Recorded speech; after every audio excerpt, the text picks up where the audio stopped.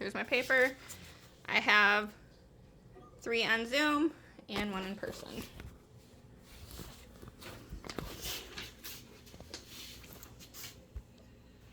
Good evening.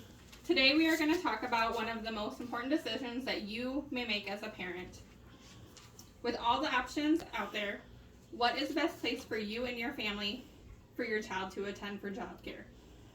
We will discuss the different options of childcare available and give you information so that you can hopefully make the best educated decision for you and your family on whether center-based childcare is right for you. I currently work in a childcare center and have for the last several years. I want to give parents all the information that they need so that they can make an educated decision on where to place their child. We will talk about different aspects of childcare, the options, information supporting center-based, and information against center-based. First, let's talk about what options are available to you as parents and families. You have the most obvious, the family sources. You have grandmas, aunts, uncles, cousins, anyone related to you in your family. You have friends, and you have community members, neighbors, and resources. These may or may not cost you anything as a parent. Just depends on your relationship and what others are willing to help you with. Your second option is in-home based care.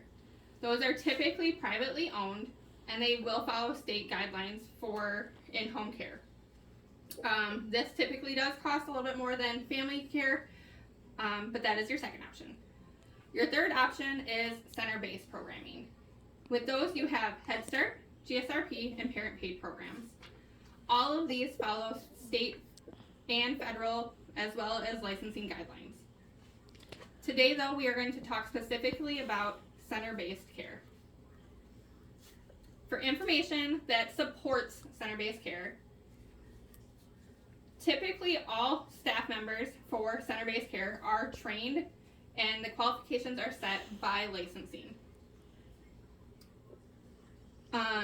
They are trained in a minimum of CPR and first aid, as well as any educational qualifications that are needed. Center-based childcare has found to have positive impact on social emotional skills. Children learn conflict resolution by modeling from caregivers. They learn how to enter group play and take turns. Children also learn self-help skills like toileting and dressing, whether it be putting on their coat and shoes or changing their clothes themselves, as well as basic hygiene, hand washing, and brushing teeth. Children also learn how to interact with their peers and as well as caregivers. According to an article from Newsweek, a study completed by the National Institute of Child Health and Human Development, children in high-quality center-based care outperform children in any other kind of high-quality care in language development and cognitive skills like problem solving. Now let's talk about the views that are against child care centers. It has found that children that are in-home based have better behavioral programs. According to the Viewpoint essay by Richardson, he found that in a 2010 study conducted by the University of Minnesota, researchers noted that during the stages of rapid brain development in infancy, contact with parents prevented elevations in cortisol. This has been an interpretation as nature's way of protecting this developing brain from the potentially dangerous effects of this steroid. Another reason could be smaller environments, as in the caregiver ratio is smaller in your home. When children are in center-based daycares, there is a chance of greater illnesses.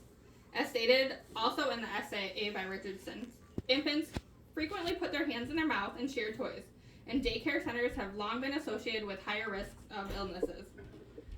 Children are exposed to a variety of illnesses from other people's homes too, not just colds and flus. It could be anywhere from lice to bed bugs, as well as